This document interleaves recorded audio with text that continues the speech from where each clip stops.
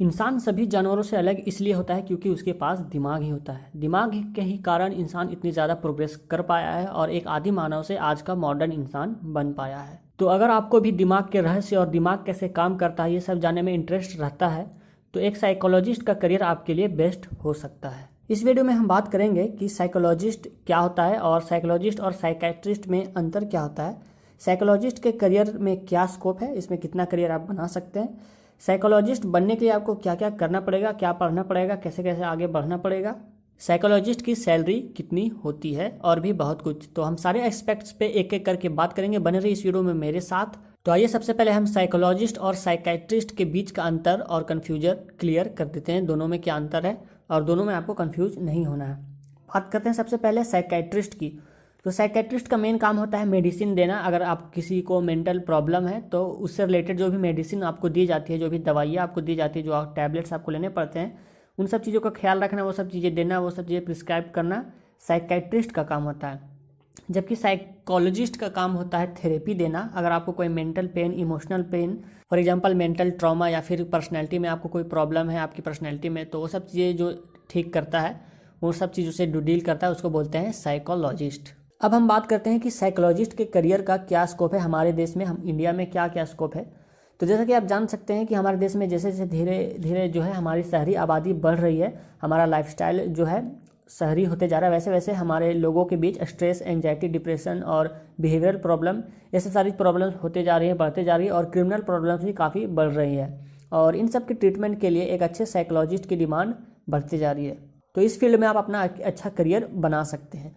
तो साइकोलॉजी में भी अलग अलग ब्रांचेस हो जाते हैं। साइकोलॉजी एक काफ़ी ज़्यादा ब्रॉड जो है सब्जेक्ट है, इसमें भी काफ़ी सारे ब्रांचेस आते हैं। फॉर एग्जांपल एक होता है डेवलपमेंट साइकोलॉजी, जिसमें आप बच्चों की साइकोलॉजी पे पढ़ते हैं या फिर किशोरावस्था में जो साइकोलॉजी होती है इंसान की वो पढ़ते हैं और जैसे जैसे उम्र बढ़ती जाती है वैसे वैसे इंसान की साइकोलॉजी कैसे बदलती है, उन सब चीज़ों के बारे में आप पढ़ते हैं। दूसरा आता है क्लिनिकल साइकोलॉजी, जिसमें आप एंग्जाइटी, डिप्रेशन और इमोशनल डिसऑर्डर, इमोशनल प्रॉब्लम, इन सब चीज़ों से डील करते हैं, इन सब चीज़ों के बारे में पढ़ते हैं। तीसरा होता है सोशल साइकोलॉजी, इसमें आप किसी इंडिविजुअल इंसान का कैसे बिहेवियर होता है, सोसाइटी कैसे रिएक्ट करती है, रिलेशनशिप्स, इन सब के बारे में आप पढ़ते हैं। नेक्स्ट में हमारा आता है कॉग्निटिव साइकोलॉजी और इसकी डिमांड काफ़ी ज़्यादा बढ़ रही है और ये काफ़ी ज़्यादा पॉपुलर हो रहा है। तो इसमें बेसिकली हम पढ़ते हैं कि हमारी इमोशंस कैसे काम करते हैं, हमारी मेमोरी कैसे काम करते हैं, हम चीज़ें सीखते कैसे हैं, हम कैसे रिएक्ट करते हैं, हम डिसीजन कैसे लेते हैं, हमारा परसेप्शन कैसे बनता है चीज़ों के प्रति। तो इन सब चीज़ों के बारे में हम पढ़ते हैं और इन एक्सपेक्ट पे हम बात करते हैं। एक और हमारा ब्रांच आ जाता है साइकोलॉजी में, जिसको बोलते हैं क्रिमिनल साइकोलॉजी। जैसे कि आपको नाम से ही साफ हो गया होगा, इसमें हम क्रिमिनल के बारे में पढ़ते हैं कि उनकी साइकोलॉजी क्या होती है, उनके दिमाग में क्या चलता है, उनकी सोच क्या होती है, उनका इरादा क्या होता है, उनकी मोरल वैल्यूज़ क्या होती है और कुछ साइकोपाथ, रेपिस्ट, इन सब की साइकोलॉजी के क्या होती है, क्यों वो क्राइम करते हैं, इन सब चीज़ों के बारे में हम पढ़ते हैं। तो ये कुछ ब्रांचेस होते हैं साइकोलॉजी के जो मैंने आपको बताए हैं। नेक्स्ट में हम आप बात करते हैं कि साइकोलॉजिस्ट बनने के लिए हमको क्या क्या करना पड़ेगा। हम अगर इंडिया में हैं, अपने देश में, हम कैसे कैसे कौन कौन से स्टेप्स ले सकते हैं कि हम साइकोलॉजिस्ट बन सकते हैं। सबसे पहले तो आपको 11th और 12th में, यानी कि 10+2 में आपको साइकोलॉजी सब्जेक्ट लेना होगा। जैसे कि आप 5 सब्जेक्ट्स लेते हैं तो कम से कम एक सब्जेक्ट आपका साइकोलॉजी का होना चाहिए। जब आप 12th पास कर जाते हैं तो उसके बाद आप आते हैं BA या फिर आप BSc करते हैं साइकोलॉजी में, बैचलर डिग्री लेते हैं, तो ये आपको करनी पड़ेगी। और ये डिग्री करने के लिए मैं कुछ अच्छी यूनिवर्सिटीज़ के नाम यहाँ पे लिख दे रहा हूँ जो कि आप इनके एंट्रेंस एग्जाम दे सकते हैं और इनमें अपना एडमिशन करा के BA और BSc कर सकते हैं। तो ये कुछ जो कॉलेजेस हैं यहाँ पे आप अच्छे से अपनी पढ़ाई कर सकते हैं, BA इन साइकोलॉजी में या BSc इन साइकोलॉजी में।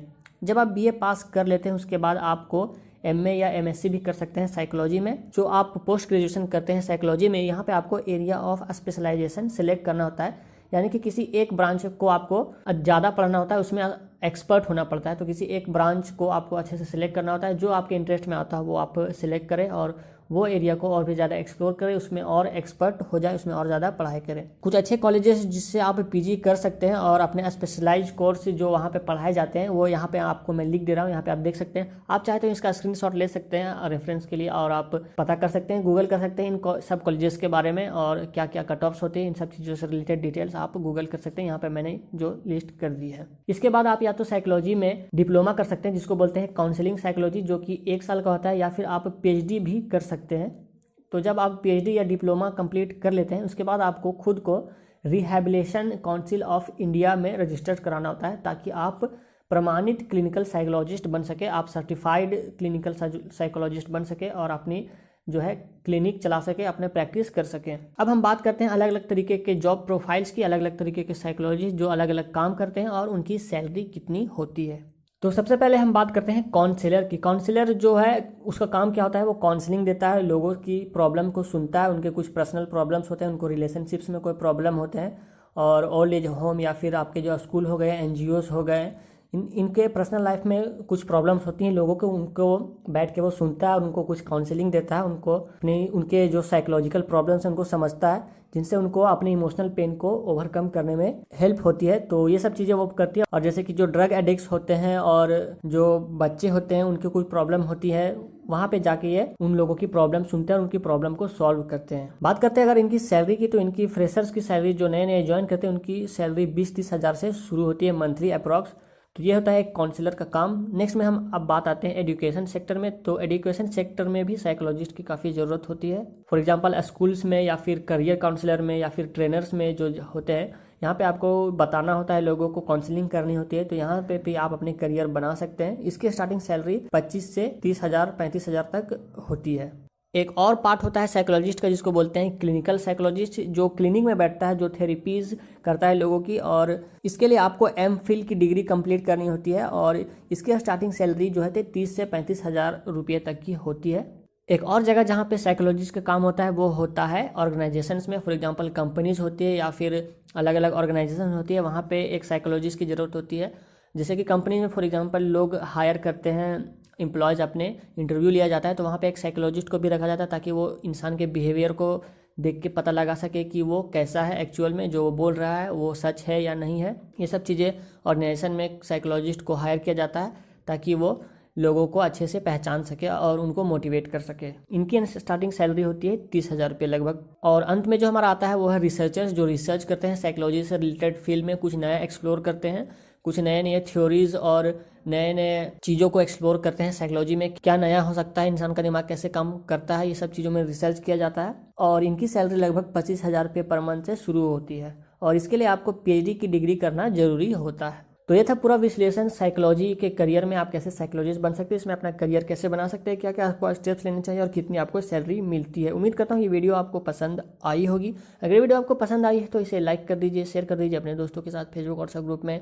और अगर आप साइकोलॉजिस्ट बनना चाहते हैं तो कमेंट में मुझे लिख के ज़रूर बताएं ताकि आप आगे मोटिवेटेड फील करते रहें और अपना कमिटमेंट ना भूलें आगे बढ़ने का।